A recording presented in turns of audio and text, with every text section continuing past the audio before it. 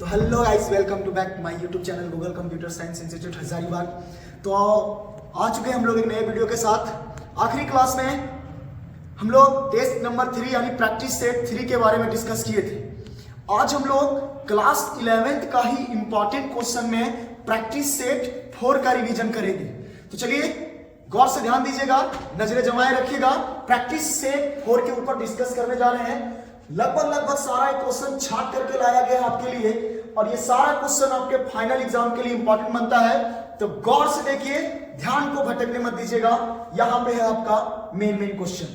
सबसे पहले ये टेस्ट नंबर 4 है, इसमें स्टार्ट करते हैं शुरुआत नंबर क्वेश्चन नंबर 1 से। कहता क्या है सुनिएगा, फटाफट हम लोग बात करते चलते हैं। कहता है कि is a pictorial representation of a step by step solution of any problem। C++ के अंदर किसी भी प्रॉब्लम का जो स्टेप बाय स्टेप सॉल्यूशन होता है उसको पिक्टोरियल में रिप्रेजेंट किससे करते हैं, यानी सिंबल में रिप्रेजेंट किससे करते हैं, या कि क्या कहते हैं उसको। तब जब C++ के किसी भी प्रॉब्लम को स्टेप बाय स्टेप सॉल्यूशन को जब हम लोग पिक्टोरियल में रिप्रेजेंट करते हैं तो उसको बोला जाता है फ्लो चार्ट। क्या बोलेंगे? Flow chart. इसका एग्जैक्ट आंसर हो जाएगा ए यानी फ्लो चार्ट। नेक्स्ट सवाल कहता है to develop a good program Which of the following guidelines should we follow? एक बेहतर प्रोग्राम डेवलप करने के लिए, C++ का एक बेहतर प्रोग्राम डेवलप करने के लिए कौन सा रूल्स को, कौन सा नियम को फॉलो करना होगा? तो सबसे पहला मॉड्यूलर अप्रोच टू प्रोग्रामिंग। हाँ, ये भी है, मॉड्यूलर अप्रोच एक बेहतर प्रोग्रामिंग के लिए बहुत जरूरी है।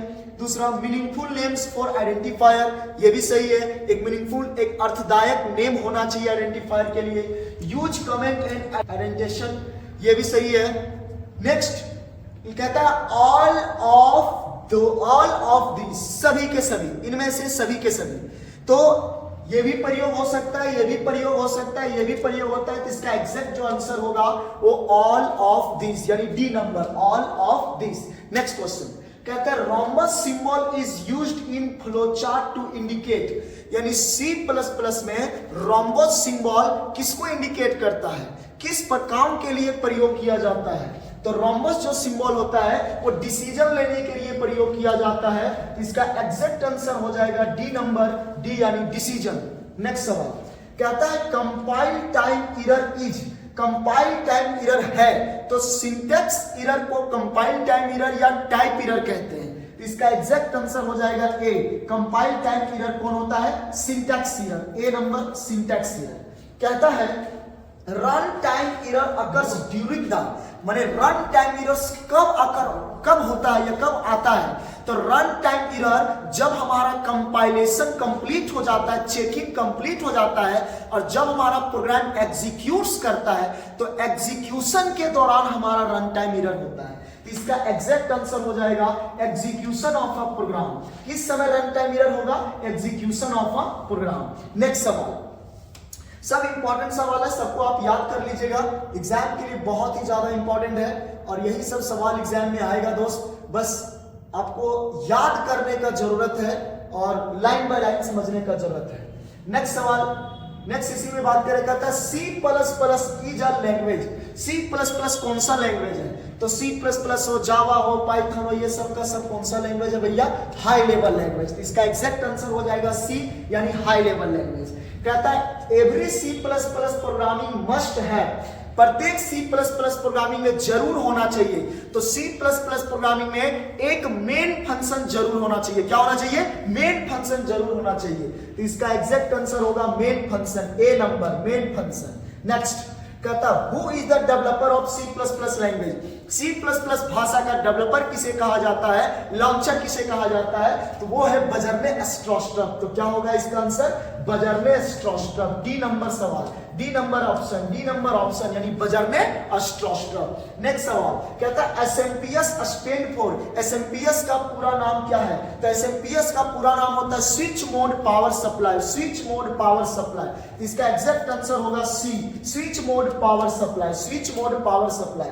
कहता है C++ programming are converted to machine level language with the help of, माने C++ तो हाई लेवल लैंग्वेज है, उसको मशीन लेवल लैंग्वेज में किसके थ्रू कन्वर्ट किया जाता है? तो C++ को मशीन लेवल लैंग्वेज में कंपाइलर के थ्रू कन्वर्ट किया जाता है। कंपाइलर एक लैंग्वेज प्रोसेसर है। इसका एग्जैक्ट आंसर हो जाएगा बी। बी यानी क्या मेरे भाई? कंपाइलर। गौर से देखिएगा, यहां पे फोकस होना चाहिए, नजरें घुमाए नहीं रखिएगा। बी यानी कंपाइलर। नेक्स्ट कहता है in C++ programming array index always start with. C++ programming में एरे का इंडेक्स स्टार्ट कहां से होता है? तो C++ प्रोग्रामिंग में एरे का इंडेक्स 0 से चालू होता है और आखिरी n-1 तक जाता है, यानी जितना तक जाना रहेगा उससे एक कम तक जाएगा, n-1। तो स्टार्टिंग पूछ रहा है तो हो जाएगा 0। क्या हो जाएगा? 0। एग्जैक्ट आंसर ए यानी 0।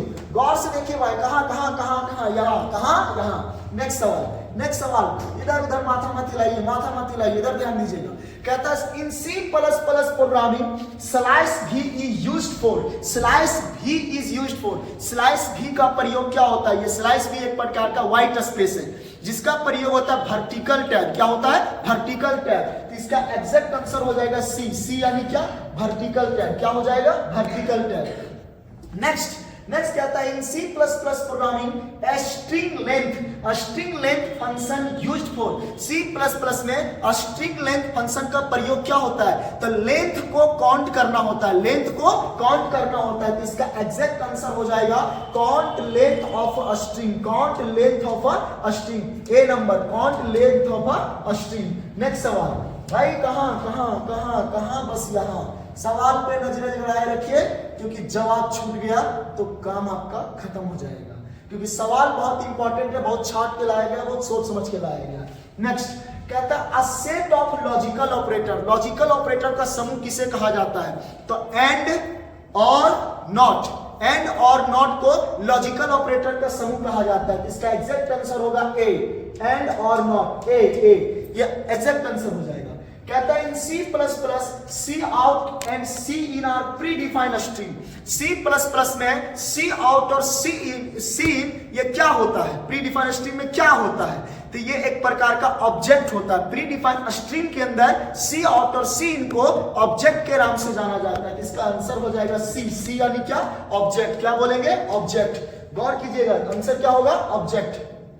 कहता है कि to calculate remainder in C++ we use. हम लोग C++ के अंदर रिमाइंडर कैलकुलेट करने के लिए मॉडुलस कैलकुलेट करने, रिमाइंडर और मॉडुलस सेम है। C++ के अंदर रिमाइंडर कैलकुलेट करने के लिए, मॉडुलस कैलकुलेट करने के लिए किसका प्रयोग करते हैं? तो हम लोग परसेंटेज सिंबल का प्रयोग करते हैं। किसका? परसेंटेज सिंबल का। तो एग्जैक्ट आंसर हो जाएगा डी यानी परसेंटेज सिंबल। नेक्स्ट कहता है क्लास रिप्रेजेंट। क्लास किसको रिप्रेजेंट करता है? तो क्लास रिप्रेजेंट करता अ ग्रुप ऑफ सिमिलर ऑब्जेक्ट। माने बहुत सारे समूह होना चाहिए किसका? सिमिलर ऑब्जेक्ट का। तो class represent a similar object. तो इसका आंसर हो जाएगा a group of similar object. C number answer हो जाएगा a group of similar object. Next कहता है कि OOP सपोर्ट। OOP किसको सपोर्ट करता है? तो OOP डाटा एब्स्ट्रैक्शन को, डाटा इनकैप्सुलेशन को, इनहेरिटेंस को, मॉड्यूलरिटी को, पॉलीमॉर्फिज्म को, क्लास को, इन सब को सपोर्ट करता है। तो यहां पे इसका एग्जैक्ट आंसर हो जाएगा डाटा एब्स्ट्रैक्शन भी, डाटा इनकैप्सुलेशन भी, इनहेरिटेंस भी। एग्जैक्ट आंसर हो जाएगा डी यानी ऑल ऑफ दिस। नेक्स्ट सवाल कहता है मेन इज अ। C++ में मेन क्या है? तो C++ में मेन एक प्रकार का फंक्शन होता है। क्या होता है? फंक्शन होता है। तो main is a A number answer. क्या हो जाएगा? फंक्शन। इसका एग्जैक्ट आंसर क्या होगा? फंक्शन। हे भाई टुकुर काहे देख रहा है? बढ़िया से ध्यान करना दोस्त, ऐसे नहीं होता है ना, पढ़ना पड़ता है और वो भी अच्छे से पढ़ना पड़ता है। इस तरह से पढ़िएगा तो ना तो एग्जाम में लिख पाओगे, ना तो ध्यान कंसंट्रेट कर पाओगे। नेक्स्ट कहता है कि size of int data type. तो आप लोगों को हम बताए थे, क्लासेस में भी समझाए थे, इंट डाटा टाइप का जो साइज होता है वो 2 बाइट होता है। कितना बाइट? 2 बाइट। तो इसका एग्जैक्ट आंसर होगा 2 बाइट। यही अगर फ्लोट की बात किया जाए तो 4 बाइट। फ्लोट कितना बाइट? 4 बाइट। लेकिन इंट का पूछा है तो कितना? 2 बाइट। नेक्स्ट कहता है अब पॉइंटर होल्ड्स। पॉइंटर किसको होल्ड करता है? तो पॉइंटर किसी भी दूसरे वेरिएबल का मेमोरी एड्रेस को स्टोर करता है। किसका स्टोर करता है? मेमोरी एड्रेस को स्टोर करता है। तो ये क्या हो जाएगा? ऑप्शन नंबर ए यानी मेमोरी एड्रेस। एग्जैक्ट आंसर क्या होगा भैया? Memory address. नेक्स्ट कहता है An array is the collection of finite number of data types. एक array समूह होता है बहुत सारे नंबर का, कौन सा डाटा टाइप? तो array में जितना भी नंबर का कलेक्शन होगा वो डाटा टाइप सेम रहेगा। क्या रहेगा? सेम। इसका एग्जैक्ट आंसर होगा सिमिलर डाटा टाइप। क्या होगा? Similar data type. B number option, similar data types. Next भाई फोकस कर। नेक्स्ट सवाल देखिए, तेरे लिए आ गया तेरे लिए आ गया। कहता है which of the following correct declaration of an array. एक एरे को डिक्लेयर करने के लिए करेक्ट तरीका क्या है? एक एरे को डिक्लेयर करने के लिए करेक्ट तरीका क्या है? तो हमने बताया सबसे पहले एरे को डिक्लेयर करने के लिए सबसे पहले कोई डाटा टाइप होना चाहिए, यानी इंट, फ्लोट, कैर। तो सबसे पहले यहाँ पे देखिए, इसमें ए नंबर में इंट है, उसके बाद एक वेरिएबल का नाम होना चाहिए। यहाँ देखिए वेरिएबल का नाम ए है, उसके बाद एक ब्रैकेट होना चाहिए, ये वाला ब्रैकेट होना चाहिए, ब्रैकेट भी है, और ब्रैकेट के अंदर इंडेक्स का नंबरिंग होना चाहिए। कितना चाहिए आपको? वेरिएबल कितना चाहिए? तो नंबरिंग भी है 10। तो एग्जैक्ट इसका आंसर हो जाएगा ए। ये एक करेक्ट तरीका है एरे को डिक्लेयर करने का, एक करेक्ट तरीका है एरे को डिक्लेयर करने का। ये इसलिए नहीं होगा क्योंकि इसमें डाटा टाइप नहीं है, इंट फ्लोट नहीं है, इसमें भी इंट फ्लोट नहीं है, इसमें इंट है लेकिन ये एरे का सिंबल नहीं है, ये ब्रैकेट नहीं है। तो ये तीनों आपका एरे का डिक्लेरेशन का सही तरीका नहीं है, इसमें सारा चीज है, तो एरे का ये सही तरीका है। नेक्स्ट सवाल उम्मीद है कि तुम्हारे लिए ही है। नेक्स्ट कहता है the prefix increment decrement operator follows the rules. Prefix increment decrement कौन सा रूल को फॉलो करता है? तो जो प्रीफिक्स होता है पहले चेंज करता है, पहले क्या करता है? चेंज, उसके बाद उसको अपडेट करता है यानी यूज करता है। प्रीफिक्स पहले चेंज कर देता है, उसके बाद उसको यूज करता है। पोस्टफिक्स पहले यूज करता है तब चेंज करता है।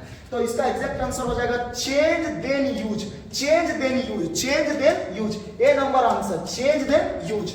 नेक्स्ट अगला कहता है कि एग्जाम 2024/T है साइज, इसका साइज बताना है। तो साइज आप लोगों को निकालने बताए थे। ये देखिए डबल में घिरा हुआ है, किसमें घिरा हुआ है? डबल में घिरा हुआ है। किसमें घिरा हुआ है? डबल में घिरा हुआ है। तो जब डबल में घिरा हुआ है तो हो जाएगा इसमें क्या?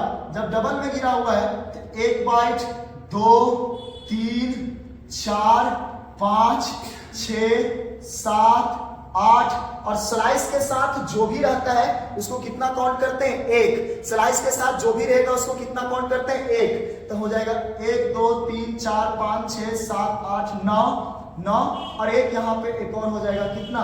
10। अगर इसमें कोई कंफ्यूजन है तो थोड़ा इसको साइड से साइज निकालने बता देते हैं, क्योंकि बहुत सारे बच्चे समझता होगा साइज कैसे निकाला जाता है। देखिए बाबू, साइज निकालने का सही तरीका फटाक से देख लीजिए। सबसे पहले ऐसे मान के चलिए है गूगल, क्या लिखा हुआ है यहाँ पे? गूगल। अभी पूछ दिया कि गूगल का कितना साइज होता है, तो गूगल का साइज निकालने के लिए क्या होना? सबसे पहले देखना कि एक साइज एक करके काउंट करना, 1 2 3 4 5 6, टोटल कितना हो रहा है? 6।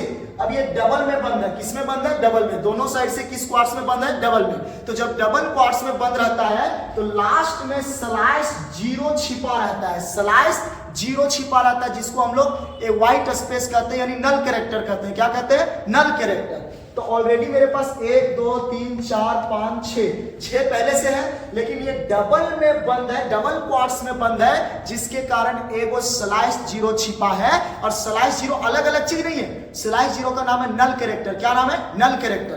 तो उसका एक ही बाइट काउंट होगा। तो ऑलरेडी 1 2 3 4 5 6 और वो स्लाइस 0 छिपा रहेगा, ये दिखेगा नहीं। 6 और 7, तो टोटल इसका बाइट कितना हो जाएगा? 7। इसी तरह से मान के चलिए यहाँ पे लिखा हुआ था एग्जाम 2024/T, एग्जाम 2024/T।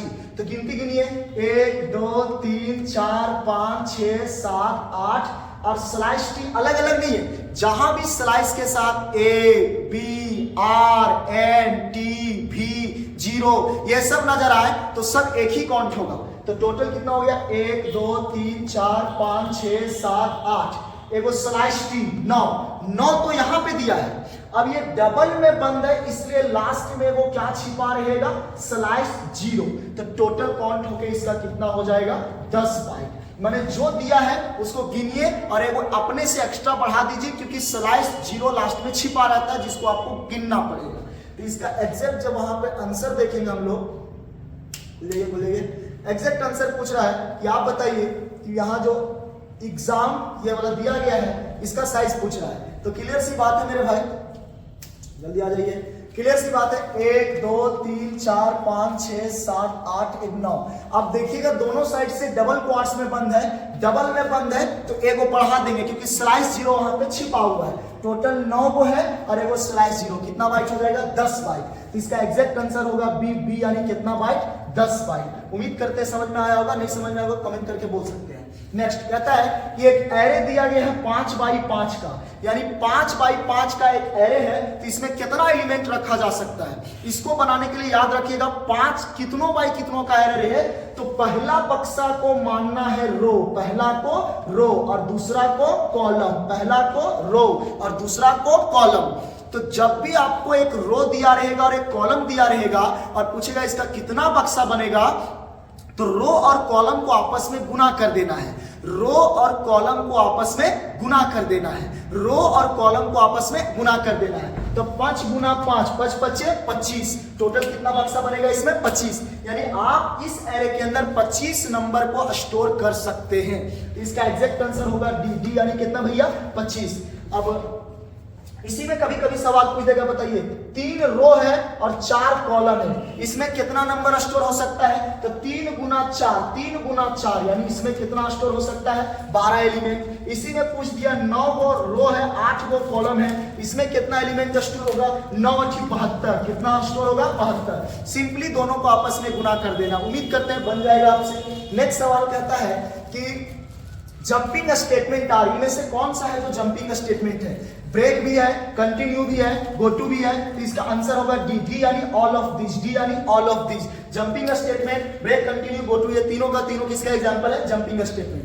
कहता है C++ every statement in sweep, C++ में प्रत्येक स्टेटमेंट समाप्त होता है, C++ में प्रत्येक स्टेटमेंट समाप्त होता है किससे सेमीकोलन से। कौन सा सिंबल से सेमीकोलन से। तो इसका एग्जैक्ट आंसर होगा बी यानी क्या मेरे भाई सेमीकोलन, बी यानी क्या मेरे भाई semicolon. Next, Where does the execution of program start? Program कहां से स्टार्ट होता है। C++ में प्रोग्राम कहां से स्टार्ट होता है तो C++ में प्रोग्राम जो होता है वो मेन फंक्शन से चालू होता है। कहां से मेन फंक्शन से। इसका एग्जैक्ट आंसर होगा बी यानी कौन सा फंक्शन मेन फंक्शन। कौन सा फंक्शन मेन फंक्शन। कहता है इन C++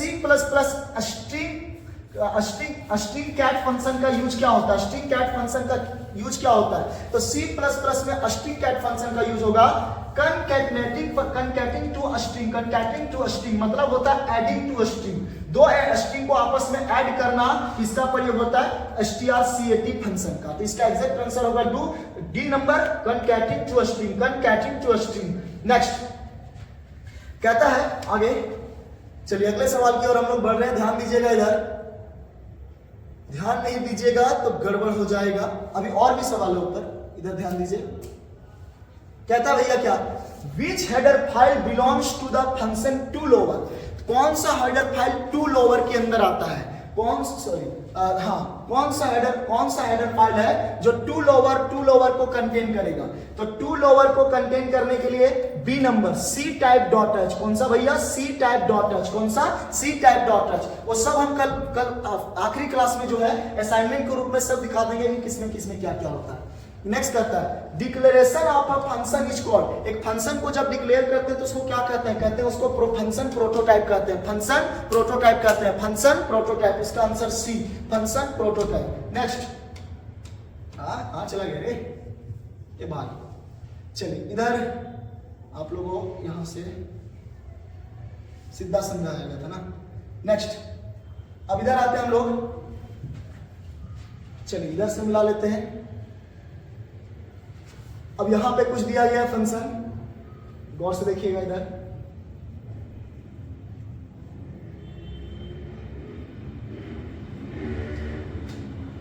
नंबरिंग आगे पीछे हुआ है, नंबरिंग में चिंता मत कीजिएगा। टोटल 70 क्वेश्चन है यहाँ पे। नेक्स्ट कहता है क्वेश्चन क्या, क्वेश्चन कहता है कि the keyword use to define structure, structure को डिफाइन के लिए किसका कौन सा कीवर्ड यूज होता है तो उसके लिए यूज होता है स्ट्रक्ट, STRUCT स्ट्रक्ट। क्या यूज होगा स्ट्रक्ट। इसका एग्जैक्ट आंसर होगा सी यानी स्ट्रक्ट। क्या होगा भैया स्ट्रक्ट। नेक्स्ट कहता है while loop is a, while loop को कौन सा कंट्रोल लूप बोलते हैं, while loop entry control loop होता है। व्हाइल लूप क्या होता है एंट्री कंट्रोल लूप, माने जहां एंट्री करेगा वहीं पे कंडीशन लगा रहेगा। तो ये होता है एक प्रकार का व्हाइल लूप, क्या कहलाएगा? Entry control loop. नेक्स्ट कहता है do while loop check the condition on. Do while loop condition कहां से चेक करता है? Do while loop condition bottom से चेक करता है। कहां से चेक करेगा? बॉटम से। इसका एग्जैक्ट आंसर होगा बी। बी यानी क्या मेरे भाई? बॉटम। क्या होगा? Bottom. For loop is a, for loop कौन सा कंट्रोल लूप होता है? तो फॉर लूप को काउंट कंट्रोल लूप बोलते हैं। क्या बोलेंगे? Count controlled loop. क्या बोलेंगे? Count control loop. गिनती वगैरह करने के लिए लूप यूज होता है ये।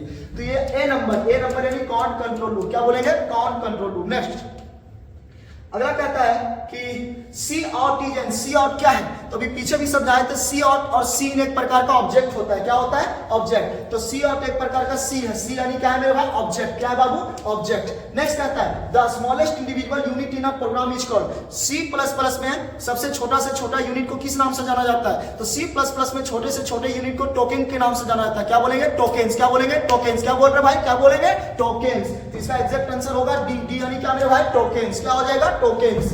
नेक्स्ट कहता है इसी के अंदर नेक्स्ट कहता है कि कीवर्ड इज है। कीवर्ड क्या होता है? कीवर्ड एक प्रकार का रिजर्व वर्ड होता है। क्या होता है भैया? Reserve word. ये इंस्ट्रक्शन को रिजर्व करता है, जमा करके रखता है। इसका आंसर हो जाएगा सी। सी यानी क्या मेरे भाई? Reserve for instruction only. C reserve for instruction only. ये इंस्ट्रक्शन को रिजर्व करेगा। नेक्स्ट आगे कहता है slice in an example of. चलिए इसको थोड़ा सा हम समझा देते हैं। देखिए बाबू, कोई भी लेटर सिंबल कुछ भी, अगर मान के चलिए ए, और अगर ये सिंगल में बंद रहा और पूछेगा ये किसका एग्जाम्पल है, तो ये होता है कैरेक्टर कांस्टेंट। क्या होता है? Character constant. अगर कोई भी चीज सिंगल क्वार्ट्स में बंद है तो उसको बोलते हैं कैरेक्टर कांस्टेंट, और वही चीज अगर डबल क्वार्ट्स में बंद रहेगा तो उसको बोलते हैं स्ट्रिंग कांस्टेंट। सिंगल क्वार्ट्स वाले को कैरेक्टर कांस्टेंट, डबल क्वार्ट्स वाले को स्ट्रिंग कांस्टेंट। जैसे अगर पूछ दिया कि बताइए एस क्या है, तो ये सिंगल में बंद है। क्या है? सिंगल में। इसको कैरेक्टर कांस्टेंट बोलेंगे। क्या बोलेंगे? Character constant. जैसे पूछ दिया सोनू और दोनों साइड से डबल में घेर दिया, ये पूछेगा क्या है, तो इसको कहते हैं स्ट्रिंग कांस्टेंट। क्या कहते हैं? String constant. तो जब सिंगल में बंद रहेगा तो उसे कैरेक्टर के नाम से जानेंगे, और डबल में बंद रहेगा तो उसे स्ट्रिंग के नाम से जानेंगे। तो ये सवाल दोनों में से कोई एक आ सकता है एग्जाम में। तो देखिए यहाँ पे क्या है? सिंगल में बंद है। सिंगल में बंद है तो ये क्या कहलाएगा? Character constant. क्या कहलाएगा? Character constant. क्या कहलाएगा? Character constant. नेक्स्ट अगला कहता है कि सी प्लस प्लस में स्लाइस टी का प्रयोग क्या होता है? सी प्लस प्लस में स्लाइस टी का प्रयोग क्या होता है? तो स्लाइस टी का प्रयोग होता है हॉरिजॉन्टल टैब के लिए। किसके लिए मेरे भाई? हॉरिजॉन्टल टैब के लिए, हॉरिजॉन्टल स्पेस के लिए। तो इसका एग्जैक्ट आंसर हो जाएगा डी। डी यानी क्या मेरे भाई? Horizontal tab. क्या बोलेंगे? Horizontal tab. क्या बोलेंगे? Horizontal tab. D number, horizontal tab. Next कहता है data items that never change their value during program execution is called.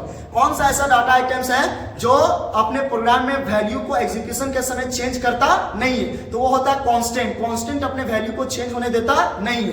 Constant हमेशा वैल्यू को फिक्स रखता है। तो यहाँ पे आंसर हो जाएगा लिटरल्स। लिटरल्स का ही दूसरा नाम है कांस्टेंट। लिटरल्स का ही दूसरा नाम क्या है? कांस्टेंट। लिटरल्स और कांस्टेंट एक ही नाम है। लिटरल्स को ही कांस्टेंट, कांस्टेंट को ही लिटरल्स कहते हैं। तो सी नंबर हो जाएगा लिटरल्स। क्या हो जाएगा? लिटरल्स। नेक्स्ट कहता है इंक्रीमेंट डिक्रीमेंट ऑपरेटर रिप्रेजेंटेड आज। इंक्रीमेंट डिक्रीमेंट ऑपरेटर को किससे रिप्रेजेंट करते हैं? तो इंक्रीमेंट में डबल प्लस से रिप्रेजेंट करते हैं, डिक्रीमेंट में डबल माइनस। इंक्रीमेंट को डबल प्लस और डिक्रीमेंट को डबल माइनस। तो इसका एग्जैक्ट आंसर हो जाएगा A number. A double plus and double minus, double plus and double minus, double plus and double minus. Next बाबू सवाल बहुत आसान आएगा। ये सब क्लासेस में आपको पढ़ा चुके हैं, बस जो नए बच्चे हैं उनको बोल दीजिएगा एक बार इन सवालों को देख लेंगे। नेक्स्ट अगर कहता है आपका, नेक्स्ट कहता है header file had the extension. Header file के पास क्या एक्सटेंशन रहता है? हेडर फाइल के पास एक्सटेंशन के रूप में क्या रहता है? तो हेडर फाइल के पास एक्सटेंशन के रूप में आखिरी के रूप में आइडेंटिफिकेशन के रूप में डॉट एच रहता है। क्या रहता है बाबू? Dot H. क्या रहेगा? Dot H. क्या रहेगा? Dot H. इसका एग्जैक्ट आंसर होगा डॉट एच। ए नंबर, डॉट एच। क्या बोलेंगे? Dot H. कहता है कि the maximum value of integer constant है। इंटीजर कांस्टेंट के पास मैक्सिमम वैल्यू कितना होता है? तो इंटीजर कांस्टेंट का वैल्यू जो होता है वो -32,768 से प्लस 32,767। तो मैक्सिमम होगा प्लस 32,767। तो इसका आंसर होगा ए, प्लस 32,767। ए प्लस 32,767। प्लस लगाने का जरूरत नहीं, ऑटोमेटिक वहां पे लगा हुआ है। नेक्स्ट कहता है multiple use of input output operation in a single statement is called. एक अगर स्टेटमेंट में बहुत सारा इनपुट आउटपुट ऑपरेटर्स का यूज करेंगे तो उसको क्या कहते हैं? तो उसको कहते हैं कास्केडिंग। क्या बोलेंगे बाबू? कास्केडिंग। D number option. क्या बोलेंगे? कास्केडिंग। नेक्स्ट कहता है what will be the value of इसका वैल्यू क्या होगा, वैल्यू निकाल करके बताइए। तो देखिए बाबू यहाँ पे ए का वैल्यू दिया गया है 50। कितना दिया गया है 50। तो ए का वैल्यू दिया गया है 50। कितना दिया गया है 50। अब कहता है 50 छोटा होता है 20 से, यानी 50 छोटा है 20 से। ये गलत बोल रहा है, ये पूरी तरीके से क्या बोल रहा है, गलत बोल रहा है, क्योंकि 20 से 50 ग्रेटर होता है, बड़ा होता है। लेकिन यहां जो कंडीशन दिया गया देखिए, इसको पहले आप बनाने के लिए गौर कीजिएगा। इसको बनाने के लिए आप इसको 3 भाग में बांट दीजिए। कितने भाग में बांट दीजिएगा, 3 भाग में। थोड़ा इसको और जूम करके हम दिखाते हैं, इसको समझिएगा थोड़ा अच्छे से। देखिए बनाने के लिए इसको क्या करें, सबसे पहले क्या करना है बाबू, इसको आप 3 भाग में बांटिए। कितना भाग में, 3 भाग में। क्वेश्चन मार्क के पहले वाला को पहला भाग, क्वेश्चन मार्क के बाद और डबल बिंदु से पहले ये दूसरा भाग, और आखिरी में डबल बिंदु के बाद ये हो जाएगा तीसरा भाग। इसको 3 भाग में बांटना है। क्वेश्चन मार्क के पहले वाला को नंबर 1, क्वेश्चन मार्क के बगल और डबल बिंदु से पहले नंबर 2, और आखिरी में डबल बिंदु के बाद यानी कोलन के बाद नंबर 3। अब आपको नंबर 1 पे काम करना है। अगर नंबर 1 सही होगा तो आंसर नंबर 2, और अगर नंबर 1 गलत होगा तो आंसर नंबर 3। तो चलिए देखते हैं पहला नंबर सही है कि गलत। अगर पहला सही होगा तो हमेशा आंसर सेकंड वाला, और पहला गलत होगा तो हमेशा आंसर थर्ड वाला। कहता है ए का वैल्यू देखिए 50 दिया गया। क्या 50 छोटा होता है 20 से, सही है गलत? क्या 50 छोटा होता है 20 से, सही है गलत? ये गलत है, क्योंकि 50 20 से बड़ा होता है, लेकिन ये क्या बोल रहा है, छोटा होता है। ये गलत है। क्या है बाबू, गलत। अगर ये सही रहता तो आंसर होता 2 वाला, लेकिन ये गलत हो गया तो आंसर हो जाएगा 3 वाला। 3 यानी कितना होगा, 60। कितना हो जाएगा, 60। क्योंकि 50 जो है वो 20 से बड़ा होता है, लेकिन कंडीशन कह रहा है 50 छोटा होता है 20 से। तो ये गलत है, तो इस आंसर हमेशा थर्ड वाला।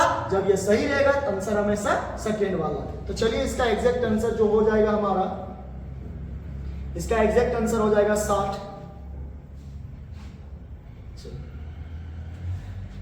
यहां पे देखिए इसका एग्जैक्ट आंसर कितना हो जाएगा बाबू, 60। कितना हो जाएगा, 60। उम्मीद करते हैं समझ में आया होगा। कहता है set of arithmetical operator. Arithmetical operator किसको कहते हैं, तो जोड़, घटाव, गुना, भागा और रिमाइंडर यानी मॉडुलस, उसको अर्थमेटिकल ऑपरेटर कहते हैं। तो नंबर ए, इसका आंसर क्या हो जाएगा, ए। जोड़, घटाव, गुना, भागा और रिमाइंडर, ये हो गया एक प्रकार का अर्थमेटिकल ऑपरेटर। नेक्स्ट कहता है set of relational operators. Relational किसको बोलेंगे, तो greater than, less than, greater than is equal to, less than is equal to, not is equal to, assignment operator, इन सबको बोला जाता है रिलेशनल ऑपरेटर। क्या बोलेंगे, relational operator. Option number B, ये सारा का सारा आपका क्या कहलाएगा, रिलेशनल ऑपरेटर। नेक्स्ट इसी में कहता है आपका कि a set of ternary operator. क्या बोला जाएगा, टर्नरी ऑपरेटर। टर्नरी ऑपरेटर किसको बोलेंगे, तो टर्नरी ऑपरेटर बोलते हैं क्वेश्चन मार्क और कॉलन। क्वेश्चन मार्क और कॉलन, टर्नरी या कंडीशनल इसको बोलते हैं, क्वेश्चन मार्क और कॉलन। तो इसका एग्जैक्ट आंसर होगा सी, क्वेश्चन मार्क और कॉलन। नेक्स्ट कहता the structure definition and with. Structure का डेफिनेशन किससे समाप्त होता है, तो स्ट्रक्चर का डेफिनेशन समाप्त होता है सेमीकोलन से। किससे समाप्त होता है, सेमीकोलन से। ऑप्शन नंबर बी, यानी क्या हो जाएगा, सेमीकोलन। चलिए तो लगभग सारा पॉइंट मेरा क्लियर हो गया। देख लेते हैं छूटा कौन है।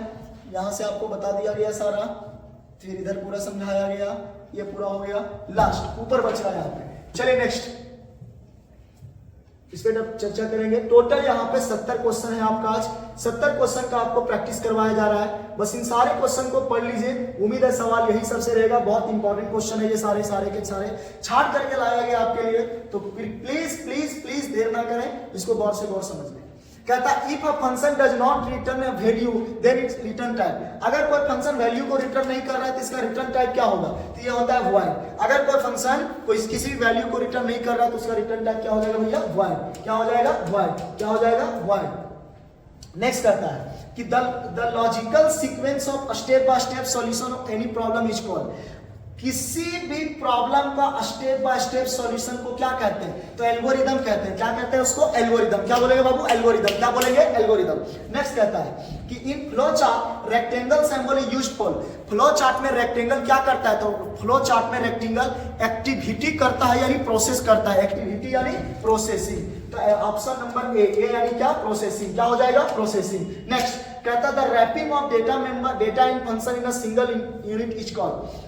जब डेटा और फंक्शन को सिंगल यूनिट में रैप कर दिया जाता है, लपेट दिया जाता है, तो उसे क्या कहते हैं? तो जब भी रैपिंग करने की बात है, लपेटने की बात है, उसे इनकैप्सुलेशन कहते हैं। क्या कहते हैं? इनकैप्सुलेशन। C number. क्या बोलेंगे? इनकैप्सुलेशन। क्या बोलेंगे? सी नंबर और इनकैप्सुलेशन।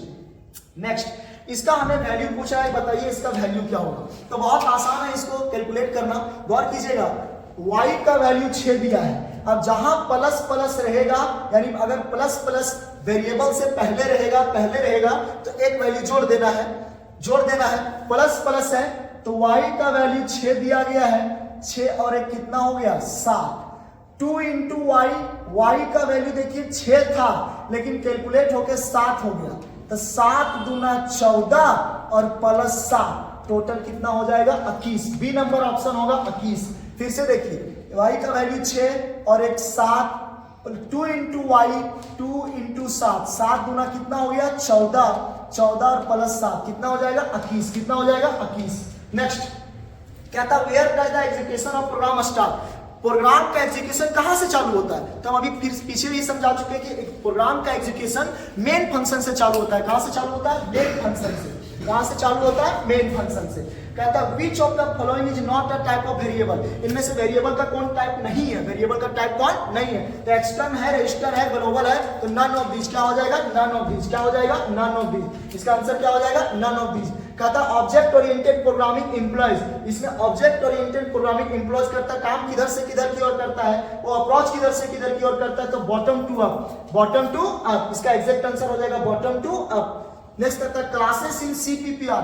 क्लासेस कौन सा डाटा टाइप होता है? तो classes user defined data types होता है। क्या होता है बाबू? User defined data types. Option number B user defined data types. कहता है कि in C++ member of class by default. C++ में जो क्लास का मेंबर होता है वो बाय डिफॉल्ट क्या होता है? पहले से क्या होता है? वो प्राइवेट होता है। बाय डिफॉल्ट वो क्या चीजें होती है? प्राइवेट। क्या होता है भैया? प्राइवेट। इसका एग्जैक्ट आंसर होगा बी। बी यानी क्या? प्राइवेट। कहता है floating point representation is used to store. Floating point किसको रिप्रेजेंट करता है? रियल नंबर को स्टोर करता है। किसको स्टोर करता है? रियल नंबर को। सी नंबर। रियल नंबर को किसको स्टोर करेगा? Real number. कहता है which data type is used to represent the absence of parameter. किस डाटा टाइप का प्रयोग पैरामीटर के एब्सेंस में किया जाता है? तो वो होता है void। क्या होता है भैया? void। एग्जैक्ट आंसर क्या हो जाएगा? void। कहता है which is more effective while calling the function।